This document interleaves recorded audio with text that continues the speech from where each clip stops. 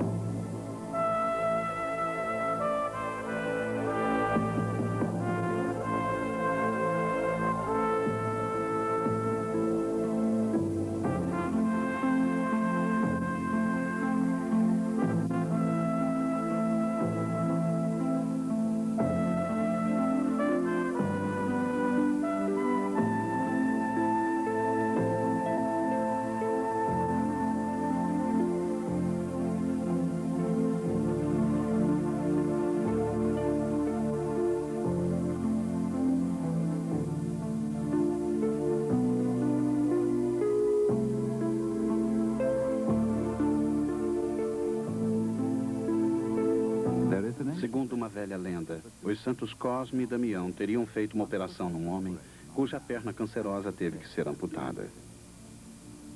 Com a ajuda de Deus, transplantaram a perna de um escravo negro recém-falecido para o corpo do paciente. De acordo com a lenda, esse primeiro transplante foi um absoluto sucesso. E contou com a presença de um grande número de pessoas na sala de operações. Esses são representantes da mídia da época, em busca de uma entrevista exclusiva antes mesmo de concluída a operação, o que, aliás, é típico da história dos transplantes. Durante a maior parte da sua história, a cirurgia limitou-se a reparar ferimentos e remover partes enfermas.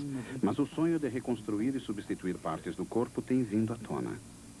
No século XVI, vítimas de duelos que haviam perdido o nariz procuravam um cirurgião italiano, Taglio Cossi, que fazia um enxerto de pele das costas para reconstruir a parte perdida. Mas esses procedimentos só obtinham sucesso com a pele do corpo do próprio paciente. Parecia haver um problema com enxertos de pele de outras pessoas ou de animais. Mesmo no caso do sangue, as primeiras tentativas de transfusão de animais para seres humanos foram desastrosas. E as transfusões de seres humanos para seres humanos só passaram a apresentar mais segurança com a identificação dos grupos sanguíneos no século XX. Há mais de 80 anos, Alexis Carrel foi ainda mais longe. Anos à frente da sua época, ele transplantou rins e corações entre animais de diferentes espécies, mas as tentativas sempre acabaram em fracasso.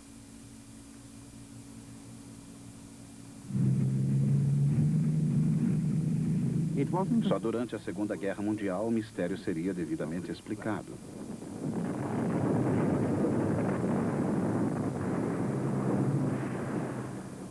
Tripulantes sofreram terríveis queimaduras. Em outras guerras eles teriam morrido. Agora, os cuidados médicos disponíveis os mantinham vivos até chegarem ao hospital. Os cirurgiões enfrentavam um terrível problema. As queimaduras eram uma grande fonte de vítimas e causa de morte. Os soldados sofriam queimaduras 50% ou 60% do corpo e saíam do campo de batalha como se nada tivesse acontecido, pedindo um cigarro. Mas sabiam, ou pelo menos os cirurgiões sabiam, que essas pessoas estariam mortas dentro de 24 ou 48 horas. Era impossível sobreviver. Assim, o que precisávamos era uma maneira de remover a pele da pessoa queimada, oferecendo-lhe literalmente uma nova pele. Este foi o problema enfrentado por um jovem cientista de Oxford, Peter Meadowworth. No início da década de 40, ele foi despachado para uma unidade especial de queimaduras em Glasgow para investigar se seria possível salvar vidas com enxerto de pele nova. O paciente podia ter sofrido uma queimadura tão grande que não sobrara nada da própria pele para fazer o enxerto. Como todos nós sabemos, é possível retirar a pele do dorso da mão e enxertá-la na outra mão. Um transplante dentro do próprio organismo. não há rejeição. Mas Gibson e Meadower estavam interessados em aperfeiçoar essa técnica, extraindo a pele, digamos, de um irmão do paciente ou de uma pessoa recém-falecida e enxertá-la no paciente. Trabalhando sob a supervisão de Tom Gibson, um cirurgião plástico, Meadower tentou cobrir a queimadura com a pele de outra pessoa, mas isso não deu certo. Dentro de 7 dias, a pele enrugava e descamava. O objetivo inicial era extrair a pele de uma outra pessoa e enxertar no paciente queimado. Meadower logo viu que isso não dava certo. Voltou ao laboratório e demonstrou que isso era um processo imunológico. Quando pegamos 2 animais e enxertamos a pele do primeiro no segundo, o enxerto é rejeitado dentro de 7 a 9 dias. Mas o que Meadower descobriu foi que o segundo enxerto era rejeitado dentro de apenas 4 dias, e muitas vezes imediatamente. Isso sugeria que tinha havido um aumento da sensibilidade imunológica. Daí, Meadower, que seria sagrado cavaleiro e receberia um prêmio Nobel pelo seu trabalho, demonstrou, juntamente com outras pessoas, que isso constituía o que chamamos de uma resposta imunogenética. Meadower demonstrara que era impossível transplantar a pele de uma pessoa para outra. A rejeição era um processo imunológico inevitável. O organismo tratava o enxerto como um vírus indesejado, como, por exemplo, o vírus do resfriado. E o que acontecia com a pele deveria acontecer com qualquer outra coisa que o cirurgião pretendesse transplantar. A rejeição da pele é extremamente igual, exatamente igual, do ponto de vista imunológico, bioquímico e biológico, à rejeição de um rim, do coração, do fígado e qualquer outro órgão. Assim, o que estavam observando era a imunologia do transplante. Por mais paradoxal que possa parecer, a rejeição de um enxerto de órgão, a coisa que o cirurgião mais teme, é essencialmente um esforço do organismo para se curar do enxerto. O enxerto é tratado como se fosse uma doença, e a rejeição é a cura dessa doença. Parecia que a lenda de Cosme e Damião era cientificamente imperfeita. As diferenças individuais eram, aparentemente, uma barreira intransponível. A mesma barreira que impedia o tratamento de vítimas de queimaduras também afetava outras vítimas da guerra.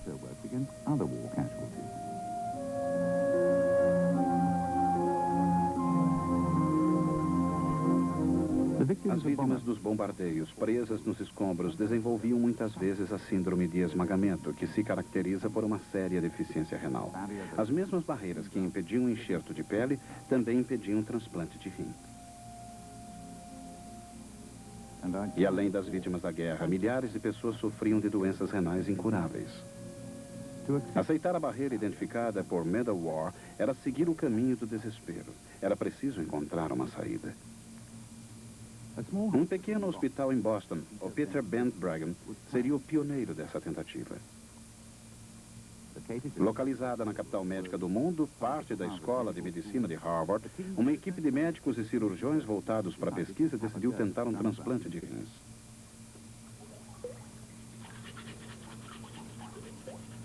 Sem qualquer conhecimento da rejeição e sem qualquer meio de combatê-la, começaram o transplante cirúrgico de rins. Colocavam os rins na coxa, onde podiam ser removidos com facilidade, caso alguma coisa desse errada, deixando os rins doentes no lugar.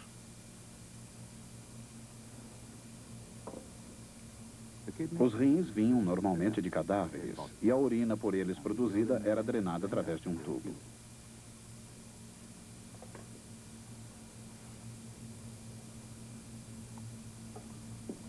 A maioria dos primeiros casos acabava em rejeição, mas 1 ou 2 pacientes sobreviveram por um tempo surpreendentemente longo. O caso mais dramático foi o de um jovem médico sul-americano. Ele submeteu-se a um desses transplantes na coxa, e os resultados foram muito bons durante 5 meses e meio. Tínhamos uma sacola de plástico para a coleta de urina, pois a uretra saía da coxa. Ele usava esse saco. E lembro que costumava pegar o metrô com esse saco de plástico preso à coxa. O rim acabou sendo rejeitado em pouco menos de 6 meses. Mas essa foi uma experiência estimulante, porque, de alguma maneira, vimos que podia funcionar. stimulating experience because it somehow seemed that this could work. O que possibilitou manter os pacientes vivos até aparecer o rim de um cadáver foi esta máquina, o rim artificial. Ela foi inventada na Holanda ocupada pelos nazistas durante a guerra por um jovem médico holandês, Willem Kalf. Era uma máquina notavelmente simples, um tubo longo de tripa artificial, celofane, envolvendo um grande tambor. O tambor passava por uma solução de sais e água, o fluido da diálise.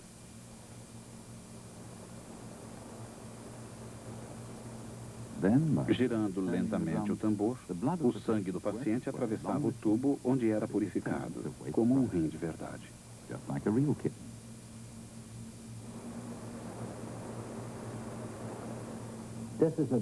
Isso é uma membrana dialisadora. Parece uma fita, mas é um tubo. O sangue fica dentro desse tubo e pequenas moléculas atravessam suas membranas e são eliminadas pelo fluido dialisador. O processo é conhecido como diálise. Ao mesmo tempo, o fluido contém eletrólitos como sódio, fluoreto de potássio, etc. O movimento desses eletrólitos para dentro e para fora proporciona um equilíbrio entre os eletrólitos do paciente e os eletrólitos do fluido dialisador. Assim, quando o nível de sódio do paciente é muito alto, ele é reduzido automaticamente. Da mesma forma, quando esse nível é muito baixo, ele é trazido automaticamente para o normal. And when the sodium is too low, it's automatically brought to the normal level. Em 14 horas, esse rim artificial pode extrair enormes quantidades de ureia e restabelecer a saúde do paciente. A máquina de Kolf foi aperfeiçoada e se espalhou pelo mundo. Infelizmente, até o início dos anos 60, a ligação do paciente com a máquina constituía um procedimento cirúrgico de porte e só podia ser repetido algumas vezes antes que se esgotassem os vasos de sangue adequados. A cânula é introduzida. Agora vamos usar essas cânulas para extrair o sangue da perna, passar pela máquina e trazê-lo de volta para esta. Se nesta altura os rins do paciente não tivessem se recuperado, o paciente era despachado para morrer em casa.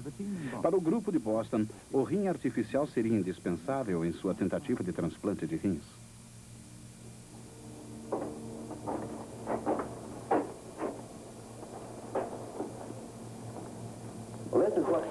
Foi isso que aconteceu. Este foi o primeiro rim artificial a funcionar nos Estados Unidos. Acabou na sucata. Esse foi o aparelho que nos permitiu manter a saúde dos pacientes com deficiências renais crônicas até que pudéssemos realizar os transplantes. Acho que se pode dizer que sem essa máquina os transplantes jamais teriam começado. No início, quando não sabíamos muita coisa sobre o assunto, não podíamos usar doadores vivos, éramos obrigados a usar cadáveres. Por isso, precisávamos manter os pacientes em boa forma, com esse velho barril giratório, até que surgisse um cadáver.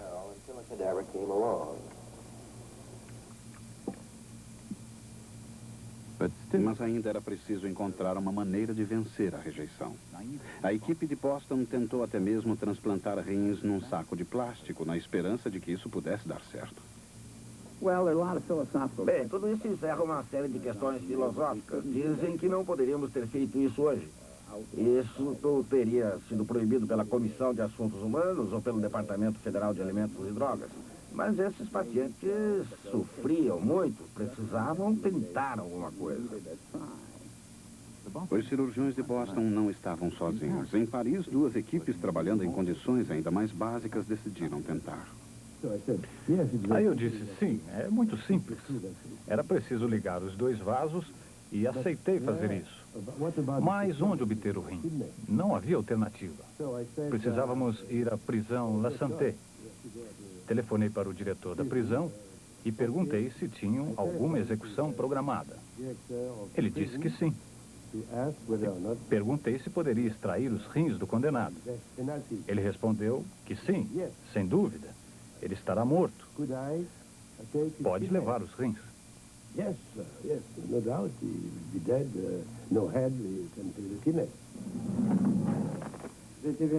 Foi uma grande experiência. Naquela época, costumávamos extrair os rins dos cadáveres de prisioneiros condenados que haviam sido guilhotinados. Era desagradável. Era preciso estar presente no momento da execução para levar o cadáver para uma sala próxima e prepará-lo para a operação. Eu, pessoalmente, não tinha estômago para isso.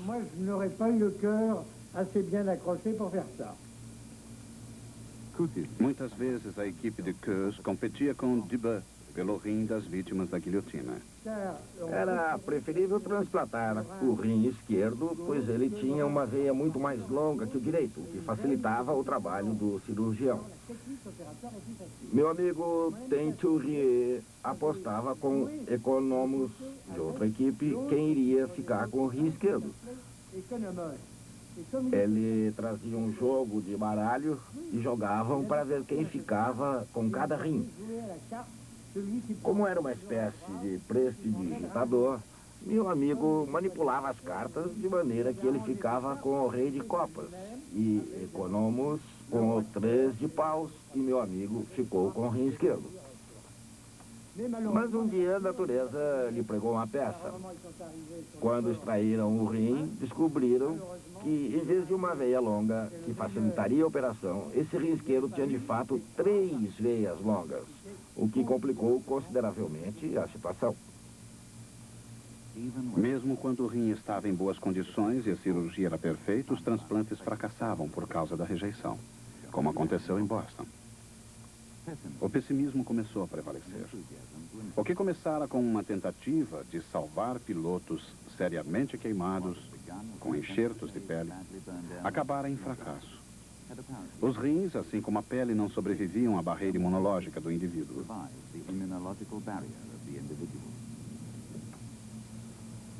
Mas os cirurgiões plásticos familiarizados com enxerto de pele, como era o caso de Archibald McIndle, sabiam que existia uma rara exceção da natureza em que o enxerto de pele sobrevivia.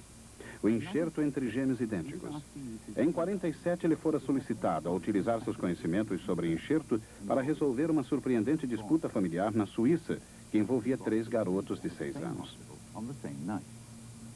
Os 3 meninos haviam nascido na mesma noite, no mesmo hospital. 2 eram gêmeos idênticos, o outro não tinha qualquer parentesco. Por algum terrível equívoco, uma das 2 crianças gêmeas foi trocada. Durante 6 anos, o erro passou despercebido até o dia em que as 3 crianças começaram a frequentar a mesma escola em Friburgo. Tudo começou na escola e culminou na procissão da Festa de Deus. Era 1º de junho.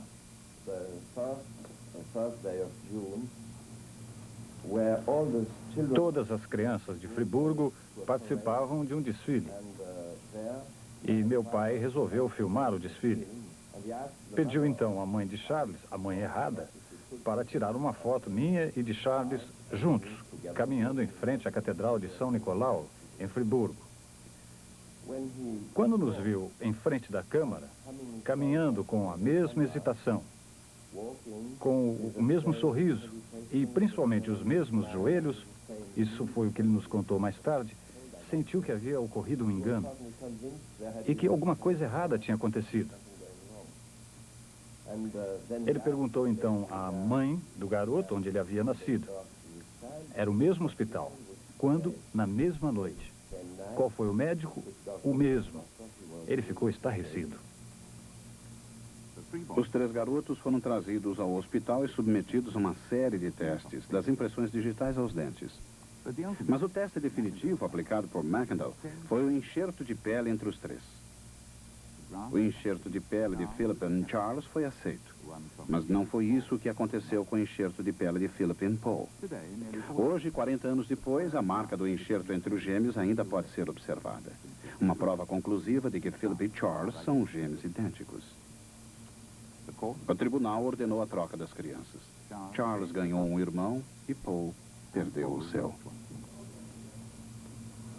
Até hoje, Philip e Charles conservam os enxertos um do outro. No que se refere à natureza, eles são o mesmo indivíduo e não existem barreiras entre eles. Se era possível uma transferência de pele entre esses 2 gêmeos, por que não seria possível, no caso de gêmeos idênticos, transplantar algum outro órgão, como um rim, que poderia salvar uma vida? Achávamos que se isso era possível com a pele, também deveria ser possível com os rins, corações, fígados. Tudo podia ser transplantado. Em cada 1000 pessoas, uma nasce com um único rim. Assim, num grupo de 100 pessoas, talvez haja uma com um único rim. Não há meios de confirmar isso, a menos que se faça um exame renal. Tem ocorrido muitos casos de pessoas que perderam um rim num acidente e só então descobriram que esse era o único rim que possuíam. Mas um único rim pode funcionar de maneira perfeitamente normal. Em 54, Richard Herrick chegou a Bregan, condenado à morte por uma doença renal. O que o tornava especial era o fato de ter um irmão gêmeo perfeitamente saudável, Ronald, com 2 rins sadios. E ele podia muito bem abrir mão de um deles. Como não havia uma barreira imunológica para frustrar seus esforços, a equipe decidiu fazer o primeiro transplante de rim utilizando um doador vivo. A operação foi marcada para 23 de dezembro de 54. Dentro de 10 segundos, a urina começou a sair do uréter. O paciente tinha uma grande quantidade extra de fluido e, por isso, urinava muito. Foi preciso as enfermeiras secarem o chão até que ligamos o uréter e o introduzimos na bexiga. Naturalmente, isso hoje é lugar comum. Esperamos que os rins funcionem, mas esse foi o primeiro e foi emocionante.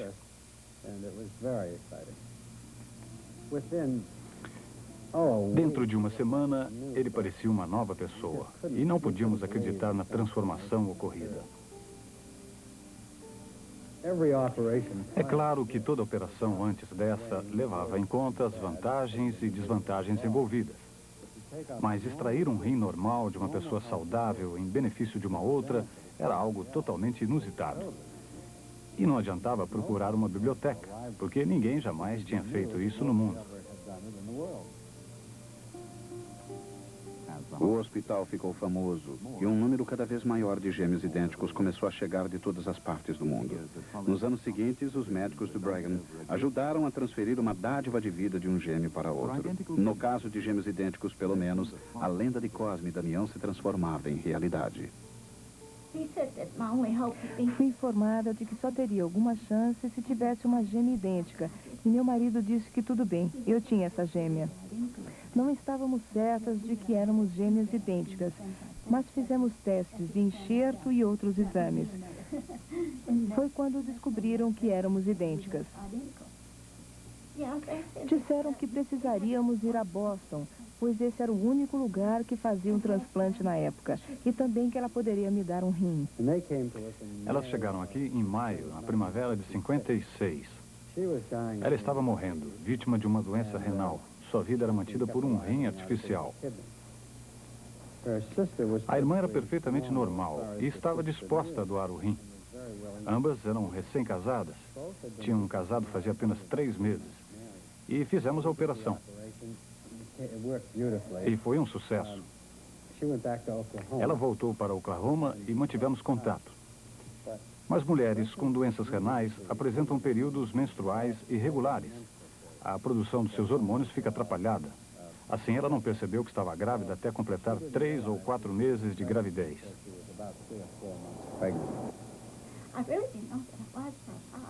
Durante algum tempo, não percebi que estava esperando um bebê. Assim que o médico descobriu que eu estava grávida, telefonou para o Dr. Murray, em Boston. Ele disse que eu não podia ter o bebê aqui. Precisavam me observar.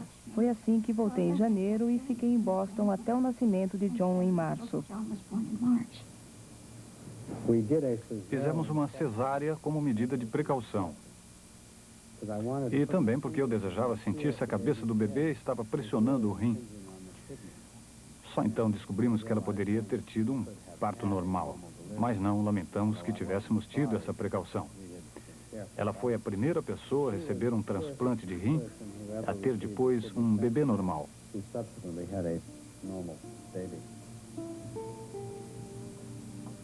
Edith Helm teve outros filhos e netos. Mesmo assim, os médicos de Boston sabiam que haviam obtido apenas uma pequena vitória. Transplantes renais bem-sucedidos estavam limitados ao pequeno universo dos gêmeos idênticos. Para os outros, uma barreira imunológica ainda se interpunha no caminho do progresso médico.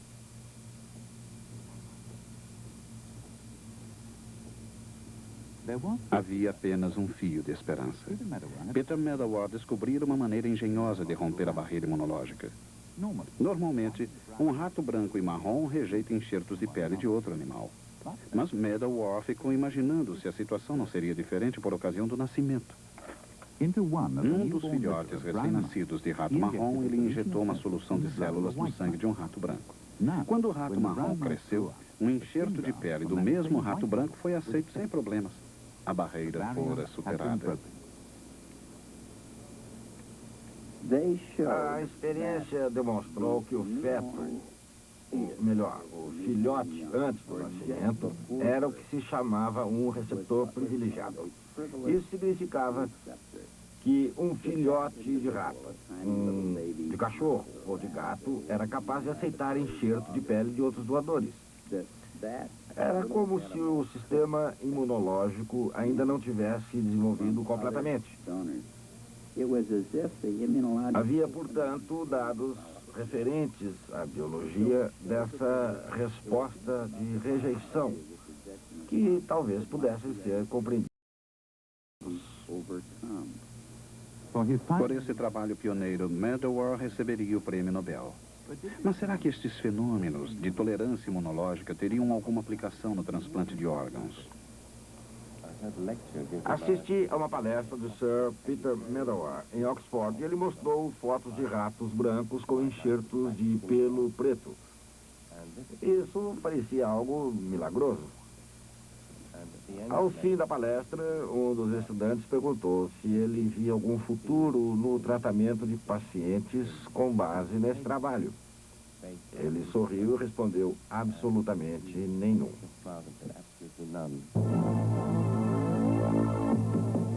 A coragem de errar. Os pioneiros... Era observado em gêmeos não idênticos cujo sangue se misturou no útero. Fui doadora de sangue há uns 12 anos atrás. Uma vez doei sangue em Pudding Line, na City. Pouco tempo depois, recebi uma carta dizendo que eu tinha um grupo sanguíneo fora do comum. Minha mãe ficou assustada. Meu Deus, o que vai nos acontecer? O que será que há de errado conosco? Mas eles disseram que era apenas uma descoberta interessante. Eles desejavam uma amostra do sangue dos meus pais e também perguntavam se eu tinha alguma tia, tio, avós, irmãos. Quando souberam que eu era gêmea, entraram em contato com a Força Aérea, onde ele estava, e solicitaram uma amostra do seu sangue. Foi uma grande agitação. Como cada um dos gêmeos receberam um pouco do sangue do outro antes do nascimento, como aconteceu com os ratos da experiência, aceitaram a pele um do outro como se fosse a própria pele. Posso ver os dois enxertos? Sim. Isso foi há uns 10 anos atrás. Essa é a sua pele. E essa é a sua. Exatamente. Havia uma tolerância imunológica que era uma espécie de truque de laboratório. Embora ocorra também na natureza em casos de gêmeos não idênticos que compartilham uma circulação. Esse foi o grande estímulo para os cirurgiões. Talvez os cirurgiões tenham uma abordagem simples das coisas, mas eles ficaram imaginando, isso já foi feito em determinadas circunstâncias, por que não poderia ser feito em outras?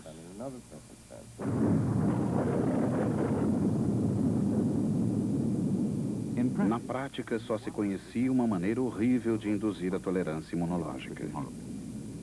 Em Hiroshima, observou-se que os sistemas imunológicos dos sobreviventes haviam sido eliminados pela radiação.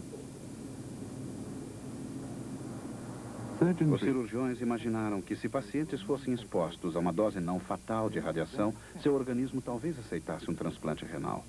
Mas a radiação produzia terríveis efeitos colaterais. A radiação prejudicava todo o organismo do paciente. Todo o sistema imunológico, o revestimento do intestino e muitos outros tecidos do corpo. Era um tratamento violento, que quase não obtinha sucesso no tratamento de pacientes para a realização de transplantes de rins. No período entre 54 e 62, tivemos vários pacientes com irradiação em todo o corpo. Isso nos faz pensar nos sobreviventes da bomba atômica, Hiroshima. Nos faz pensar no terror de uma radiação generalizada do organismo. Inibe a imunologia. É interessante que tivemos alguns pacientes que quase obtiveram sucesso, mas acabaram morrendo. A radiação destruía todo o sistema imunológico e os pacientes ficavam totalmente vulneráveis à infecção. Era preciso descobrir um método capaz de atingir a parte da resposta imunológica envolvida na rejeição dos rins. Mais uma vez, a guerra forneceu a pista. Uma arma terrível usada na Primeira Guerra Mundial, o gás de mostarda, atraíra a atenção dos pesquisadores do câncer. Eles haviam observado que esse gás podia controlar a proliferação das células brancas na leucemia. As pesquisas conduziram a uma série de drogas anticâncer. Em 59, foi divulgado um relatório que afirmava que uma dessas drogas também suprimia a resposta imunológica. Talvez ela pudesse vencer a barreira. Quando essa droga foi administrada a cães que haviam recebido um transplante de rim, o controle da rejeição foi melhor do que com o uso de radiação. Juntos em Boston, Roy Cohn e Joseph Murray começaram a obter um sucesso cada vez maior com os cães apresentando uma sobrevida inicialmente de semanas, depois de meses e mais de um ano. Murray preparou-se para testar a droga em seres humanos. Só utilizamos rins que seriam jogados fora. E só fizemos tentativas com receptores que estavam desenganados. Os primeiros 2 pacientes morreram com os rins funcionando, vítimas da toxicidade da droga.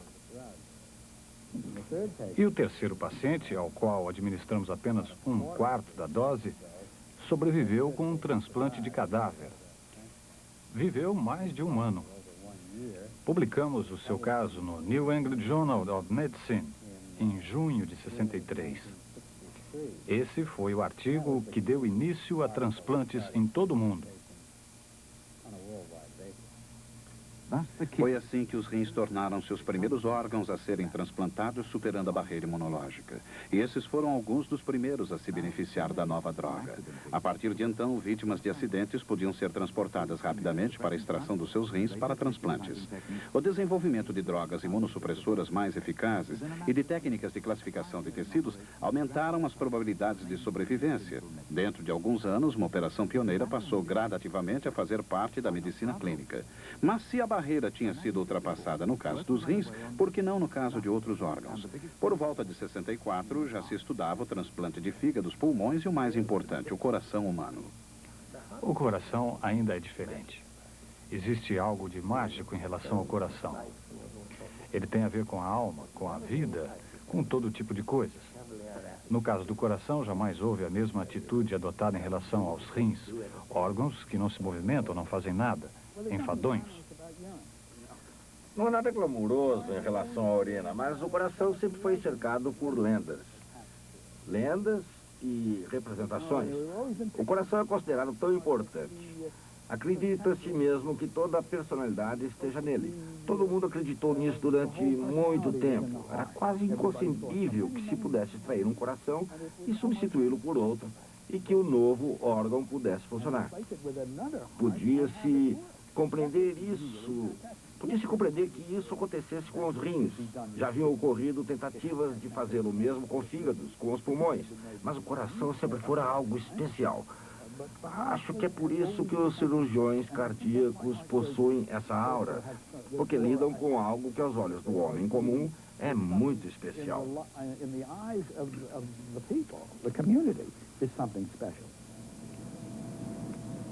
Os cirurgiões cardíacos sabiam muito bem como reparar um coração, mas extrair um coração e substituí-lo por outro era algo muito perigoso. Quando um coração é removido, fica um buraco no peito. É preciso colocar alguma coisa no lugar, senão alguém vai ter que conversar com a família. Outra coisa é que o rim não precisa funcionar bem imediatamente. Podemos transplantar um rim e ele pode não funcionar por 3 semanas. Durante esse período, o paciente é mantido pela diálise e depois o rim começa a funcionar muito bem. Mas no caso do coração, assim que essas pinças são removidas e o coração, o pulmão artificial é desligado, o coração precisa funcionar imediatamente. Os cirurgiões cardíacos eram os reis da cirurgia, uma espécie à parte. Tira a mão da minha luz, não consigo enxergar. Você fica o tempo todo pondo a mão na minha frente. Não ponha jamais a mão em frente de minha linha de visão. Eles tinham uma enorme autoconfiança, baseada numa fenomenal história de sucesso. Em meados dos anos 60, eles foram os médicos a receberem mais publicidade em toda a medicina. Homens como Michael DeBake, que salvaram vidas de membros da realeza e estrelas de cinema, tornaram-se figuras públicas. Pioneiros como Walter Lillehei haviam liderado uma ousada campanha pelas operações do coração e saído vitoriosos. Agora, praticamente qualquer defeito podia ser reparado. Válvulas artificiais podiam substituir as danificadas. Artérias podiam ser substituídas por materiais sintéticos.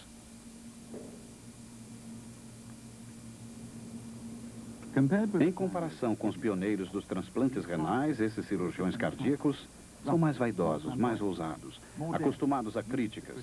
Muitos haviam aprendido seu ofício na Universidade de Minnesota, a meca dos aspirantes a cirurgião cardíaco nos anos 50. Foi aqui que treinaram os futuros autores de transplante em todo o mundo, entre eles o brilhante Norman Shumway. E um visitante da África do Sul, Christian Barnard. Muitos problemas precisaram ser superados antes que se pudesse fazer um transplante de coração. Mas o problema maior enfrentado pelos novos transplantadores era encontrar corações que pudessem ser transplantados. James Hart ficou tão frustrado de ver morrer paciente após paciente por falta de um coração humano que em 64 transplantou o coração de um chimpanzé para um paciente humano. O coração sobreviveu menos de 2 horas e em meio a uma onda de críticas ele abandonou os transplantes. Mas os trabalhos prosseguiram nos laboratórios e por volta de 67, o respeitado Norman Shumway, autor da maior parte das pesquisas, anunciou que estava pronto para fazer o primeiro transplante e começou a espera por um doador humano adequado. Em Nova York, Adrian Kantrowitz estava prestes a fazer um transplante. Ele tinha um paciente, mas não conseguia achar um doador. Em dezembro de 67, com esse pequeno paciente surgiu sua chance. Começou a procura de um doador e começaram também os preparativos para o primeiro transplante do coração humano. Tínhamos o recipiente pronto. Também tínhamos identificado um doador na Filadélfia. Naquela manhã, minha filha me contou que alguém na África tinha feito um transplante de coração. Uma vez que já tínhamos o paciente, começamos a contatar todas as pessoas envolvidas nessa prontidão de 24 horas. Chegamos à conclusão de que o doador seria uma vítima de um acidente de carro. Depois de investigar as possibilidades de alguns doadores, o Dr. Bota, que tinha estudado a combinação dos grupos sanguíneos, decidiu que uma jovem de 23 anos, com ferimentos graves em virtude de um desastre de automóvel, seria o melhor doador. Quando ela morreu, foi colocada num coração artificial e o seu coração foi extraído. Quando foi confirmado que o coração era adequado, o paciente também foi ligado ao coração-pulmão artificial. Seu coração também foi extraído e substituído pelo coração da jovem. Um viva ecoou na sala de operações quando aplicamos um choque no coração e ele começou a bater. O paciente era Louis Washkansky. Pela primeira vez, um coração humano transplantado batia no peito de um ser humano.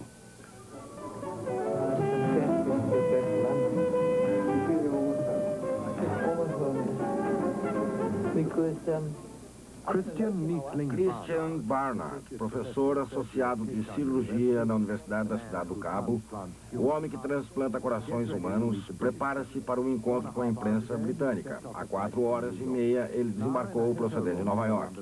Agora, num quarto de hotel perto do aeroporto de Londres, ele se prepara para falar mais uma vez sobre o seu trabalho, que no espaço de poucas semanas o transformou numa figura reconhecida internacionalmente.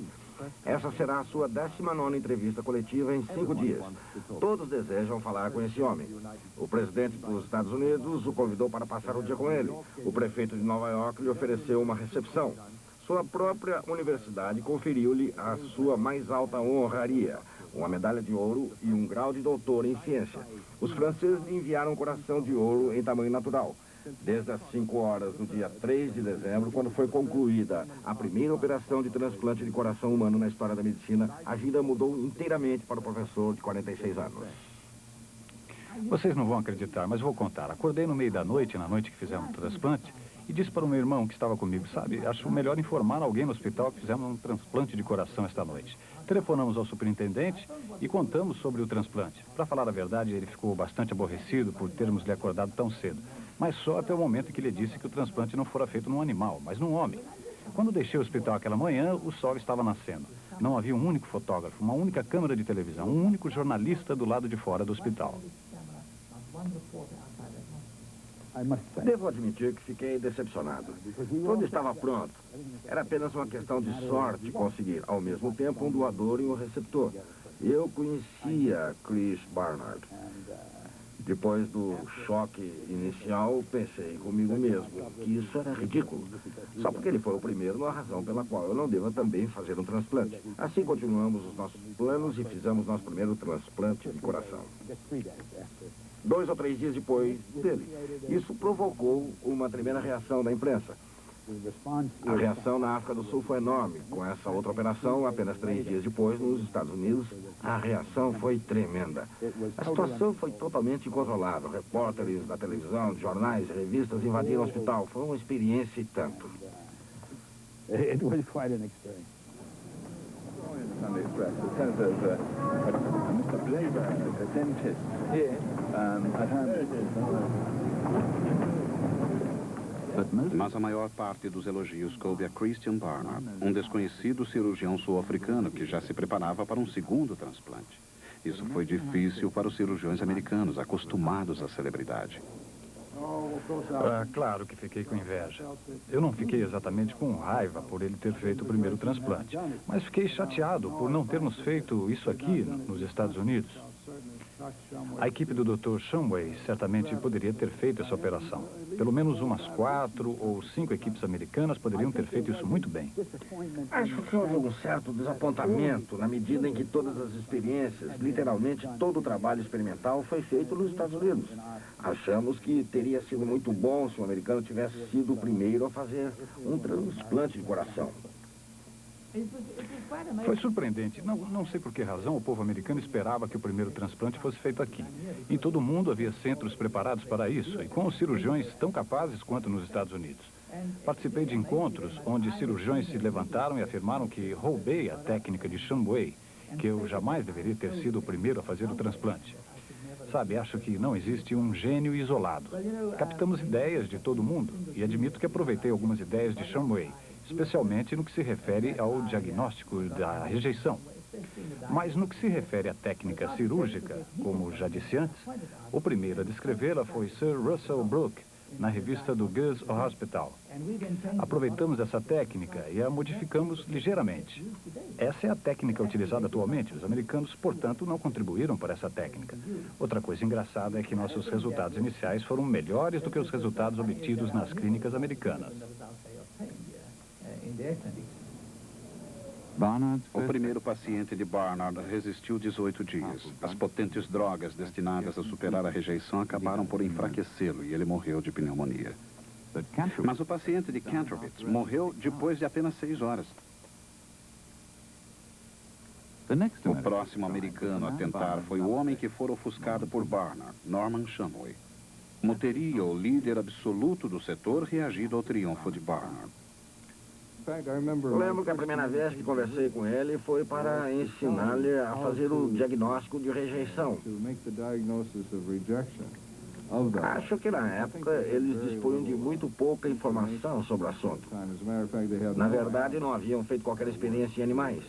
Por isso, precisavam confiar inteiramente no que havia sido feito nos laboratórios de pesquisas aqui dos Estados Unidos.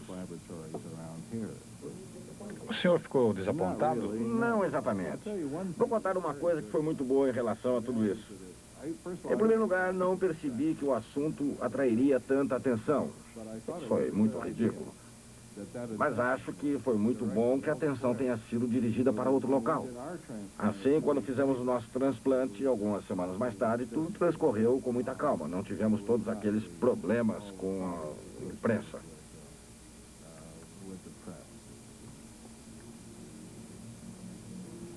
Mas apesar da experiência de Shumway, depois de 15 dias, seu paciente ficou muito fraco e morreu. Enquanto isso, Barnard tentava novamente. Após a morte de Voshkansky, parti para o meu segundo paciente. Queria que ele soubesse de tudo. De fato, fui vê-lo mais ou menos 1 hora depois da morte de Voshkansky e disse: ouça, quero ser honesto com você. Fizemos esse primeiro transplante e o paciente morreu. Ele nem sabia disso. Disse-lhe que achávamos que tínhamos aprendido muito e que podíamos fazer essa nova operação e lhe oferecer alguma coisa. E sua resposta foi: quando deseja fazer a operação?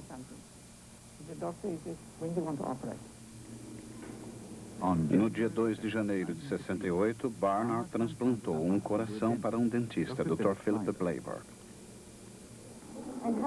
Quanto tempo durou a operação? Não sei quanto tempo durou a operação. Não tenho nem ideia de quando começou. Não sei quanto tempo.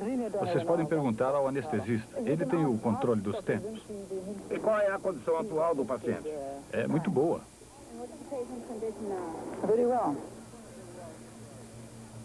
Bleiberg viveria por mais 1 ano e meio. Para muitos pacientes, ele tornou-se um símbolo de esperança.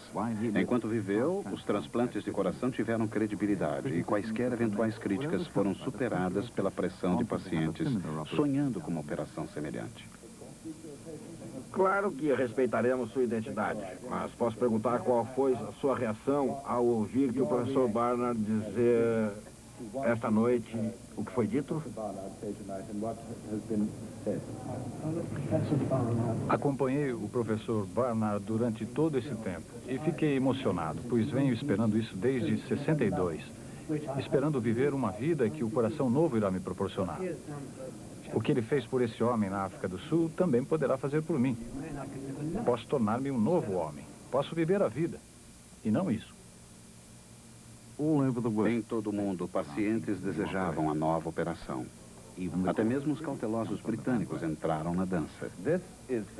Esta foi a equipe que realizou ontem a primeira operação de transplante de coração humano na Grã-Bretanha. Aqui estão todos eles, cirurgiões, médicos, a equipe completa, cuja habilidade, devoção e coragem entraram para a história da medicina britânica. Para sabermos sobre o último boletim médico sobre o seu estado, passamos para o National Heart Hospital, onde ouviremos informações dos médicos no quarto de recuperação esterilizado a poucos metros, acreditamos, do paciente. Doutor, o senhor está nos ouvindo?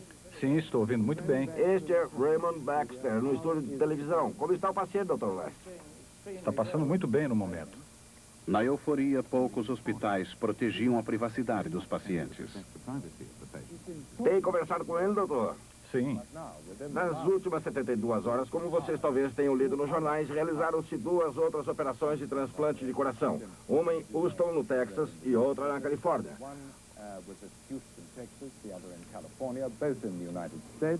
Dr. Norman Shanway, da Escola de Medicina da Universidade de Stanford, Palo Alto, Califórnia, deve estar do outro lado da linha. Vamos ver como está o seu paciente. Alô? Ok. Parece que perdemos o contato com a Califórnia. Vamos tentar Houston, no Texas, onde o Dr. Denton Cooley está do outro lado da linha. Alô, Dr. Cooley. Alô, estou aqui. Dr. Cooley, como está indo o seu paciente? A propósito, acabamos de receber boas notícias do paciente de Londres.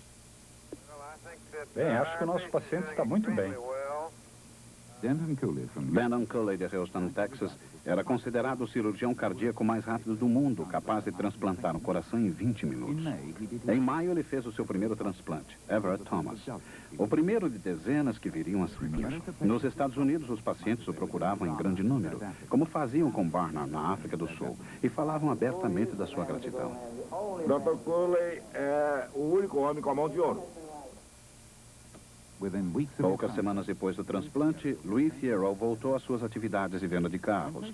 Quando pacientes inutilizados por deficiências cardíacas viam cenas como esta, ficavam sonhando com uma chance. Seu entusiasmo impulsionaria a revolução iniciada por Barnard.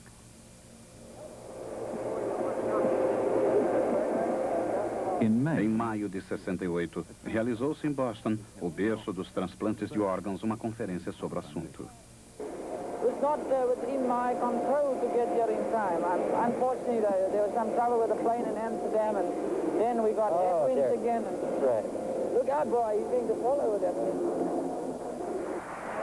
O orador de maior sucesso na Escola de Medicina de Harvard foi Christian Barnard, um homem totalmente desconhecido do público e da maioria dos cirurgiões há apenas 6 meses atrás. Estou muito agradecido pelo convite para visitar essa cidade. É a primeira vez que venho a Boston por razões de ordem médica. E talvez vocês possam dizer que isso é uma falha na minha educação. Dizem que é muito fácil reconhecer como é mesmo... Ah,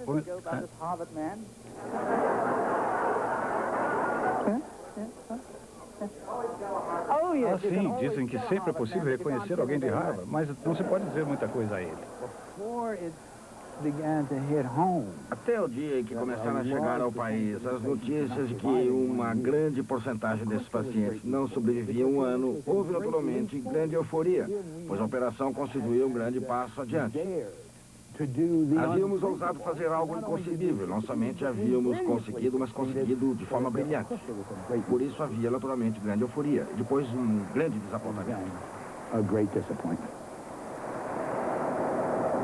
O grande desapontamento é que os pacientes de transplante de coração não estavam vivendo muito. E isso só aconteceria depois de muitos anos.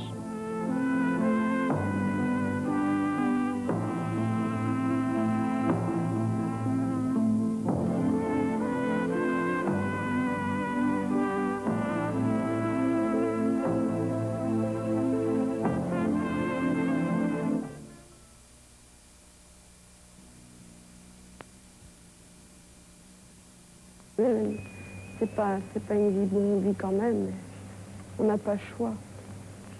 C'est vraiment l'angoisse. Je sais que j'en ai ras-le-bol, des fois je veux pas venir. Je me discute souvent avec mon copain pour ça, parce que je veux plus revenir, j'en ai ras-le-bol. Puis il me dit, si tu vas pas, je te ramènerai moi-même. Ça fait des disputes pour ça, pour la dialyse. Parce que lui, il peut pas voir, il sait pas ce que c'est. Bon, il m'a bien vu une fois en dialyse, mais bon, lui, c'est une machine, je suis dans un lit, j'attends. Mais il vit pas, il ressent pas ce que je ressens. Ça, c'est l'angoisse. Sinon, surtout les dons d'organes qu'il faut donner, parce que il y en a beaucoup comme nous.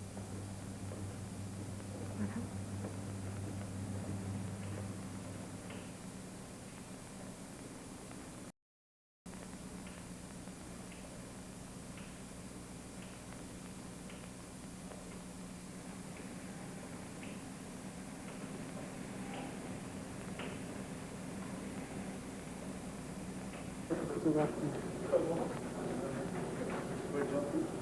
Ouais.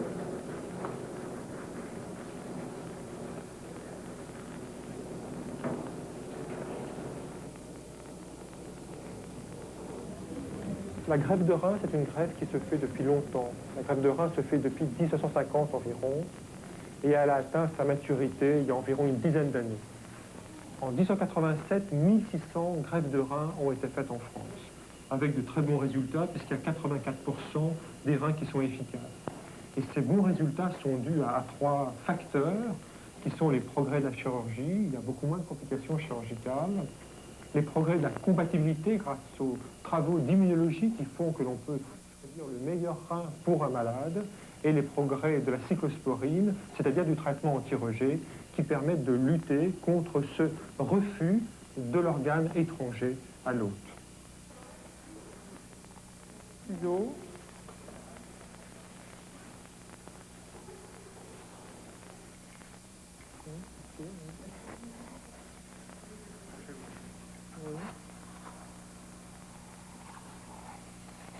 Oui. Tout le monde est d'accord maintenant pour dire que la véritable mort, c'est quand le cerveau est complètement détruit. Et qu'en fin de compte, on n'a plus aucune conscience, il n'y a plus aucune direction de notre corps par notre cerveau. Alors, ce diagnostic de mort est un diagnostic très très précis.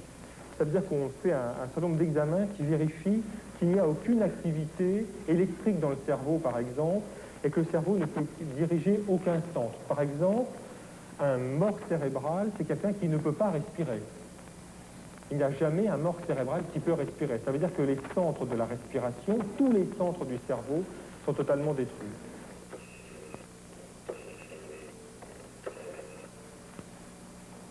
Ouais. Oui, bonjour, François Plan, c'est Isabelle, la coordinatrice de Bicêtre. Je vous téléphone, je vous fais une proposition de rein. C'est un A+. Je vous l'envoie avec des ganglions et de la rate pour le groupage HLA à les cross-match.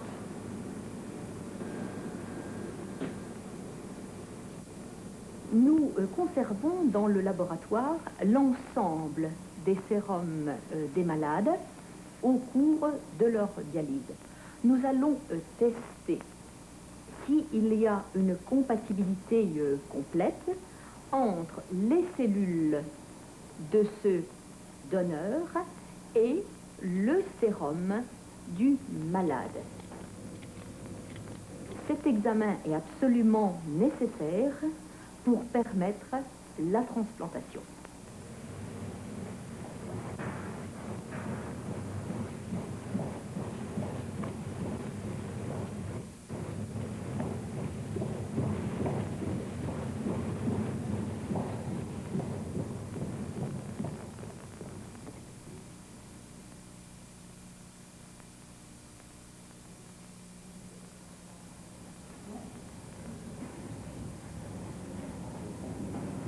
Il y a un grand nombre de malades qui attendent des organes. Et quand on prend un exemple comme la transplantation au cœur-poumon, un malade sur deux en France, la dernière est mort, faute de transplant, faute d'un cœur-poumon.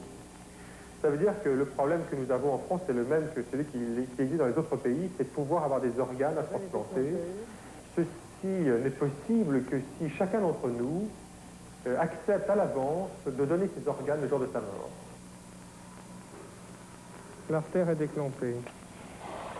Donc le rein se recolore. Tu tiens le rein comme ça légèrement. Tu peux avoir du prolène. 6-0.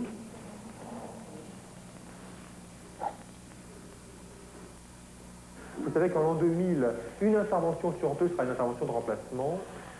Ce qui veut dire que maintenant, il faut que toute la population se situe face à ce problème qui est celui de l'organe. Il faut que chacun d'entre nous, ceux qui nous regardent en ce moment, se définissent eux-mêmes face à ce problème. Je donnerai ou je ne donnerai pas mes organes un jour je suis mort. Et le problème, c'est celui de la générosité de chacun d'entre nous.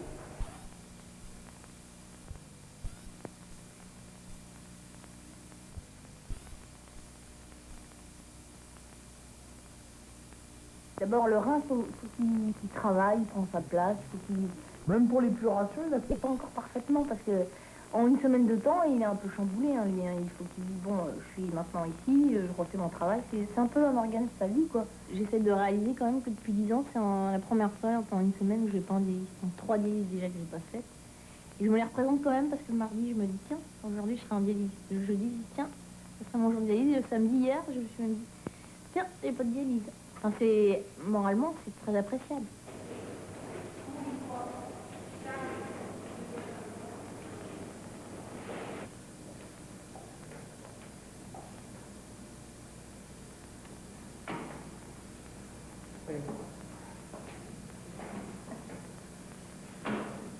La moelle osseuse est un organe qui est très ignoré et pourtant il est fondamental, il est indispensable à la vie. La moelle osseuse est à l'intérieur des os et c'est l'organe qui va fabriquer les éléments du sang, soit les globules rouges qui servent à oxygéner les tissus, les globules blancs qui vont aider à lutter contre les infections et les plaquettes qui vont lutter contre les hémorragies.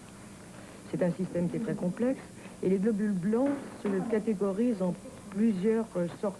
Il y a d'un côté les polynucléaires qui servent à lutter contre les bactéries et puis il y a surtout le système clé de l'immunologie, les lymphocytes. Le lymphocyte est le gardien de l'intégrité de l'individu.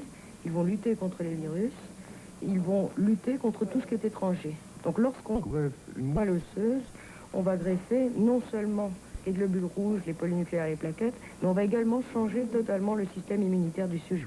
Et c'est ce qui en fait la complexité particulière.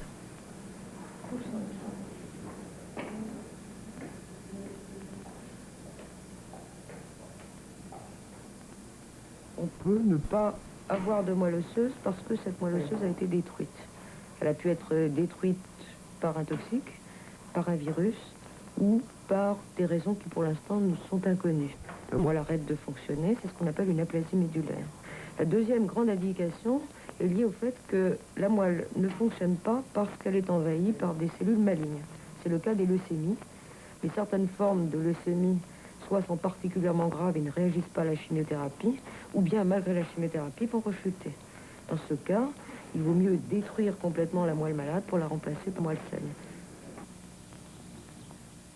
Logo depois do intervalo, a segunda parte da medicina dos transplantes. Já já a gente volta. Anne est atteinte d'une maladie héréditaire de la moelle osseuse.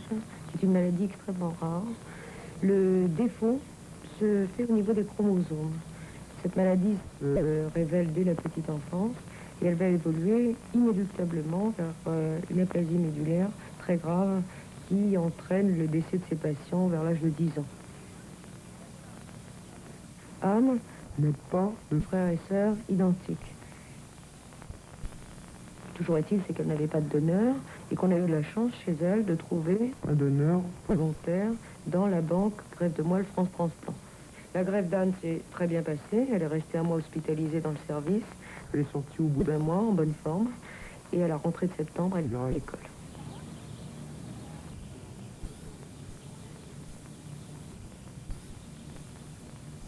Au cours des greffes de moelle osseuse, l'idée est de changer le système immunitaire. Donc dans un premier temps, on détruit le système immunitaire du receveur par des moyens adaptés, c'est-à-dire par des chimiothérapies et par des séances de rayons. Et on laisse s'établir le nouveau système immunitaire qui viendra du donneur. Et une fois que cette nouvelle moelle sera établie, il n'y aura pas de rejet tardif, puisque le système immunitaire va être celui du donneur. Par contre, ce qu'on voit, c'est à l'envers, c'est-à-dire qu'une fois que le système immunitaire de l'hôte est établi, il ne va pas se reconnaître dans son environnement habituel. Il y a toujours des petites différences entre le donneur et le receveur qui sont perçues comme quelque chose d'étranger, et on aura une espèce de rejet à l'envers qu'on appelle la réaction du greffon contre l'hôte. Le greffon, c'est la moelle, l'hôte, c'est le receveur. Il y aura un conflit qui sera plus ou moins important et qui fait toute la difficulté de ces greffes. Elle est superbe cette moelle, je pense qu'elle sera très bien.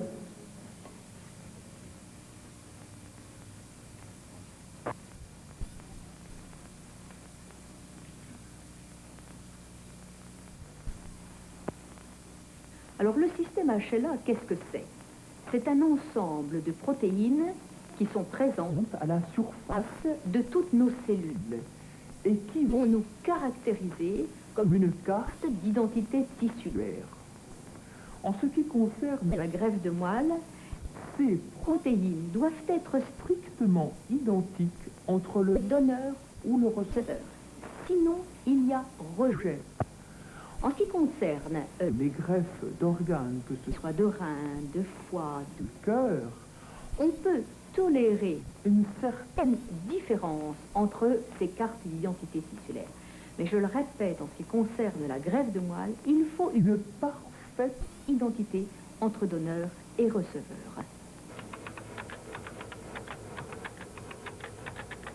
Un enfant qui aurait besoin d'une greffe va trouver son parfait identique à l'intérieur de sa famille dans 30% des cas.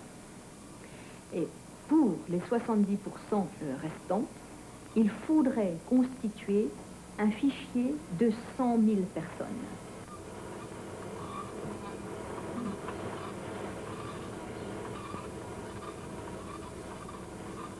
J'avais envie de faire quelque chose d'un peu plus poussé que de donner son franc. Et puis, parce qu'on arrive à